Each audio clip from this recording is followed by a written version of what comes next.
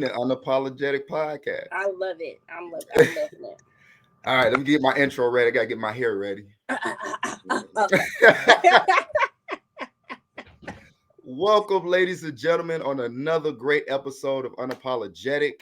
Your number one podcast is your favorite host, Mr. Unapologetic, right here. But we're gonna keep the positive vibes going because, man, we have a queen on the show.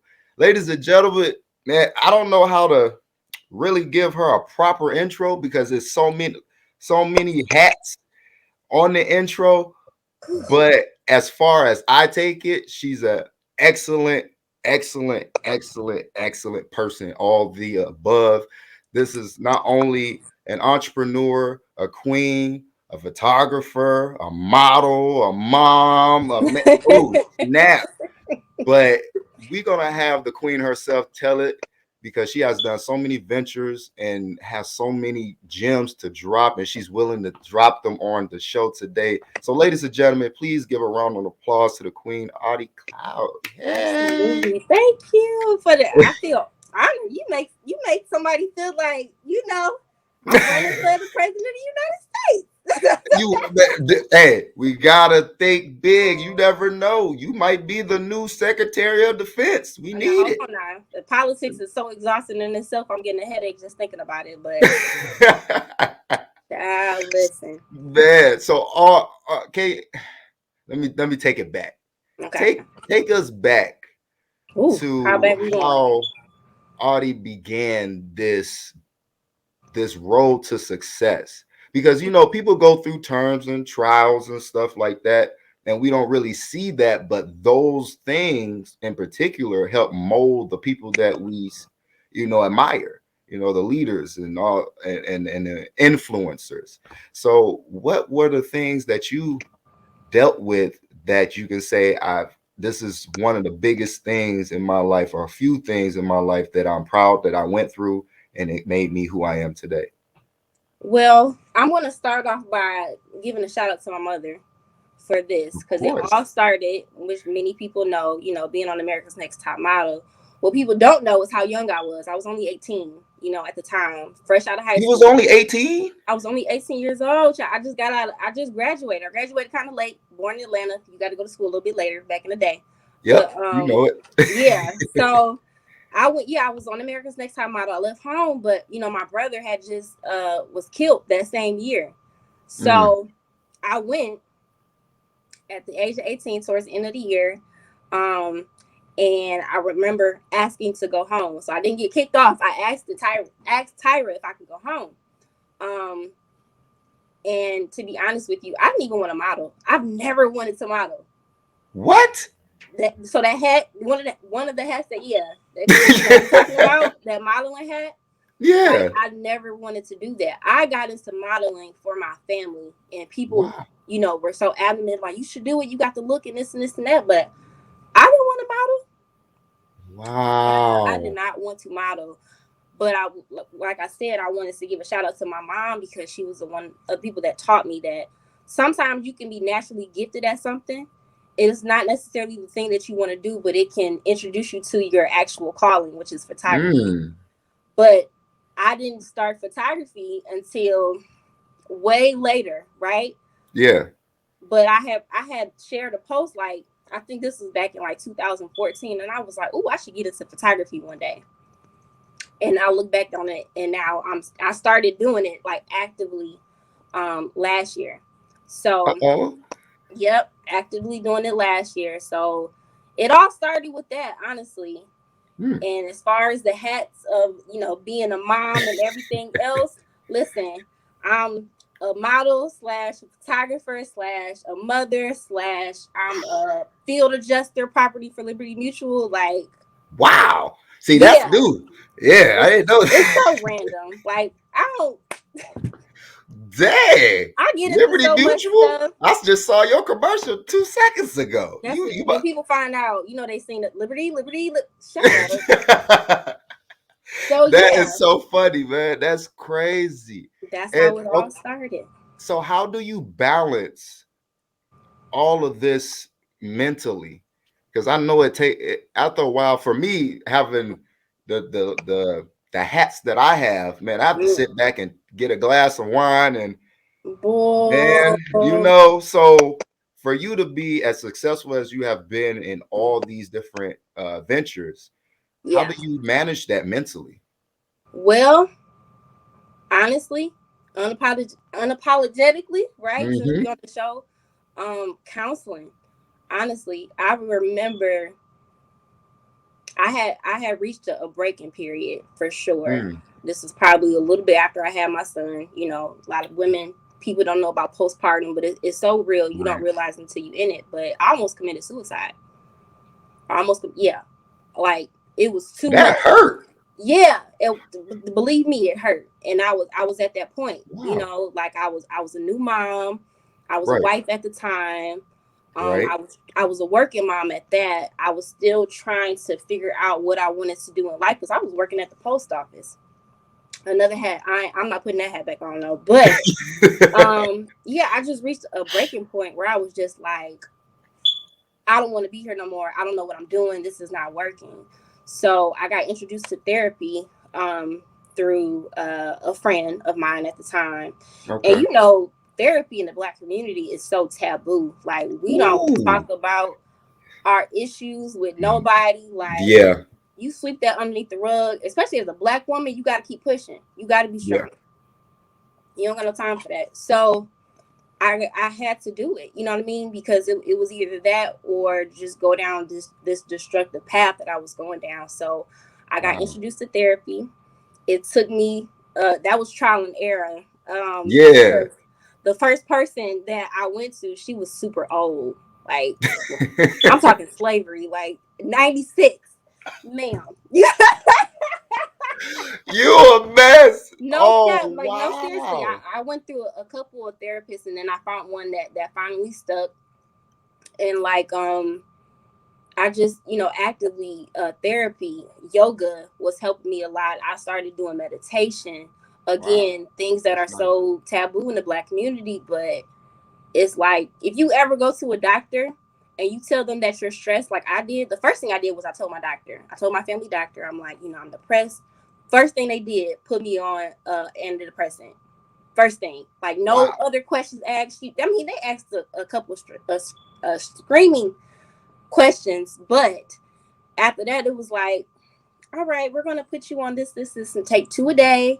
And I was like, so a lab rat.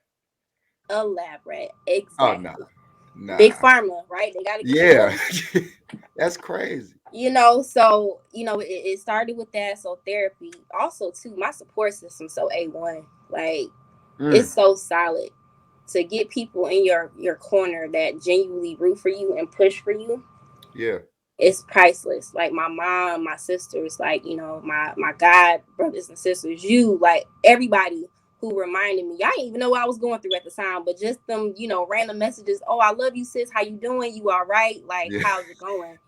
That, you know, was the reminders like, okay, life is not that bad. I can keep on going. And then I got my 2 babies too. So I gotta push for them. Though that was beautiful, man. That should be a book.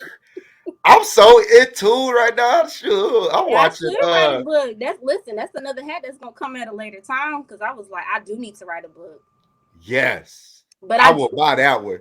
Listen, I gotta buy that one. That's a bestseller. I got like 5 journals, but this is the journal I've been writing in. You know, for people who that's don't a dictionary. understand. There is not a journal. Don't you judge me, but no cap though. Like people need to. That's something that helps people. Yeah, I write. You know, I used to look here, like, you know, girls and stuff. They had like a little diary and stuff like that. Like that just kind of stuck with me throughout the years. That's dope. You know, so my aunt always said, keep a journal, keep a book. Always be reading a book. Always keep your journal. The 2 things. Yeah. Man, I feel like I'm not. Yo, I wasn't ready for this. Listen, when you go through some things, you learn some stuff along the way. Woo! So, out of all the, you know, the hiccups, I would call them, what was the one that you look back upon and say, this is the predicament that made me a better me? That, you know. Honestly, it would probably be the most recent one, which was, I mean, without, respect to all parties, is when I had my divorce. Okay. And when I stayed in it, in my marriage, I stayed for all the wrong reasons. I thought that it was, I thought I was doing a good thing because, trying to keep the Black family together, you don't want to be another statistic. Yeah, and it's hard. It's hard when it's killing your kids. When it's killing your kids, that's when it's like you got to really look at like, okay, who am I really doing this for? Right. Am I doing this for them? Am I doing this for me? So honestly, that was a page turner for me. And sometimes you don't realize how bad a situation is until you get out of it. In the thick of it all, it becomes your new normal, right? Right. Like I got so, accustomed to, like, it was messed up, but I'm like, I could do this because, better to deal with the devils that you know than the ones you don't. You know what I mean? Like, I don't want to deal with nothing else. That's some wisdom talking right there. Bad. That's some wisdom. Oh, preach, sis, preach. That's facts though, but that's, when I got out of this situation finally, that's when I found out who Audie was again. Like, I started learning myself. Like, right. I just talked about this today on my Facebook page, but solitude has been my best friend. Being by myself and having God with me and him been thick as thieves. Okay, like that's the homie. I talk to him every day. So that has really transformed my mind, and has put me in a better position. That's why when you asked me at the beginning of the call, like, how are you? I'm great. Like, you said that was such a big smile. I'm like, I need to step my game up. I mean, and it's not linked to nothing else. Sometimes like we get so like accustomed to talking about relationships and wanting the man and stuff, and it's like your happiness. Sometimes people feel like, your happiness is directly linked to somebody. Sometimes you just happy just right for you. Like, yeah. If you knew what I've been through, you would understand why I'm like so adamant about, just self-preservation and healing and everything. So I'm for it. Anybody that's, trying to do their own thing or whatever, I'm here for it. But that was a wow, that's dope. It is dope. But it's hard. I'm not, promoting, divorce or anything. Yeah, of course. Because it tears a family. It can tear a family apart. And unfortunately, some other, things happen in the midst of that. But at the end of the day, I'm in a good mental place. My kids are doing great. So it's all worth it at the end of the day. You have to think about who you're doing it for, why you're doing it. Of course. Man, I'm taking notes. Are you? Okay. I'm taking notes because you teaching me some stuff. Shoot. Let me get these down. I'm gonna take some notes too. How about that? Man, so with okay, we got the trials going, we got the trips out of the way. Now I want to know about the happiness. Because right now like the glow. Like, I have never seen you glow this bright. It's been so long, man. So long. Ladies and gentlemen, listen. It's been so long. And it's a genuine glow. Yes, it is. I'll have to agree with you on that because it's funny because like people can like what hit me up. So there's no makeup on my face, right? So let's just throw that out there for the girls that want to know. But there ain't no makeup on his face, okay? But like I can give you game all day about eating right and water and stuff and drinking water and all of that, but until you actually happy with yourself, you gonna look like a prune. That's just I ain't trying to hurt no feelings, but that's the facts of the facts. But the happiness truly is within. Like I'm in the process now of just rebranding myself, which is fun because I get to work on my third baby. My two babies are my kids, but I get to work on my third baby, which is my photography business. Right. I spoke a while ago about having an artistic block which I know a lot of people go through those, especially, artists, right? We go through that period. We're just uninspired. We don't want to talk about nothing. We don't, if me, I'm like, I don't want to take no pictures of nobody. Like, I don't have the energy, motivation. Yeah, man.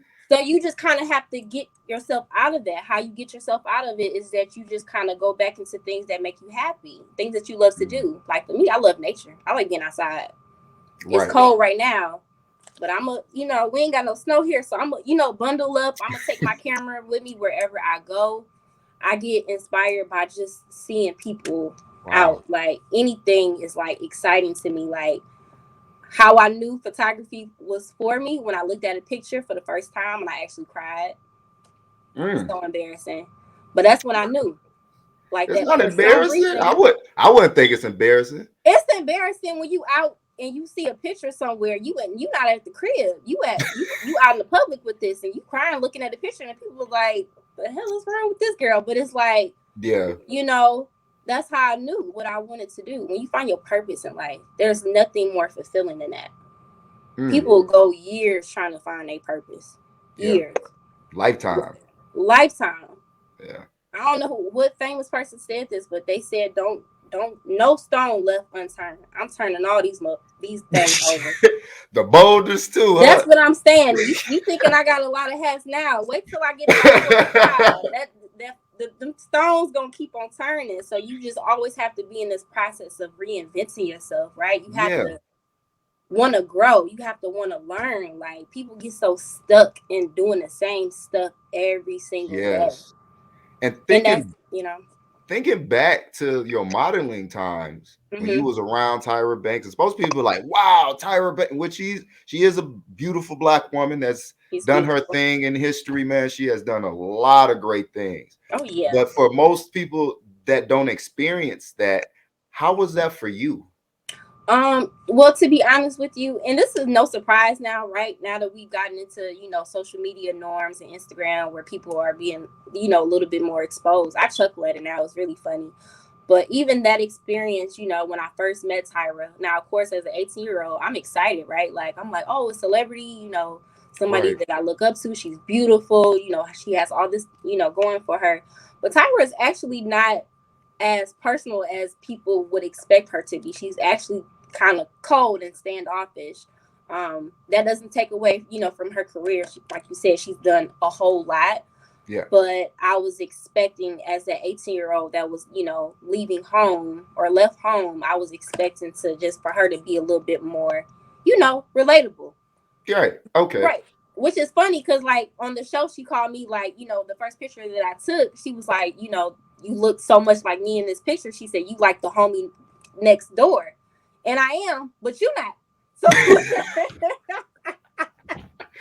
wow. And that's what wow. Like, is she this to this? I'm like, yeah, beautiful, all of that. But she, when the cameras aren't rolling, it was ice. Like, no talking. We couldn't even talk without the cameras rolling. So listen, I'm very grateful for the opportunity. Would I do it again? No. Nah, not for me. It's not for me. I enjoy what I do now. Maybe later down the line, I might get into, the TV business. I actually wanted to act a long time ago. What? It just never happened. Yeah. Why not? Why not? I don't know. I feel like even now, like modeling, I feel like I'm too old. But no, for real though, like people forget to like actual models. Yeah. You got some that have been in the game for forever. Naomi Campbell, like all the Grace and stuff like that. But it depends on the type of modeling, because when you get to the age of, I want to say like 25, 26, you're usually done. Like you don't really see a lot of older models unless they like strong in the game. Then they the like Maybelline contracts and stuff like that. Yeah. All of that. So you have to be actively working, but the modeling game is a beast. You go through a lot. I went through, some crazy stuff. Like even my first magazine cover that I did for a French magazine, I worked with a photographer who was really good, but he kind of played me a little bit. He took the picture, sold the picture, to a magazine, but I didn't get no money for that. Because I didn't sign a contract. I didn't know. So he was just like, oh, well, sucks to Your be you. loss. Right. That's crazy. I got a copy of the magazine, but that's all I got. Like, my mom, bless her heart, she tried to, reach out to the people for me, and they were like, oh, well, we thought that, this and this and that.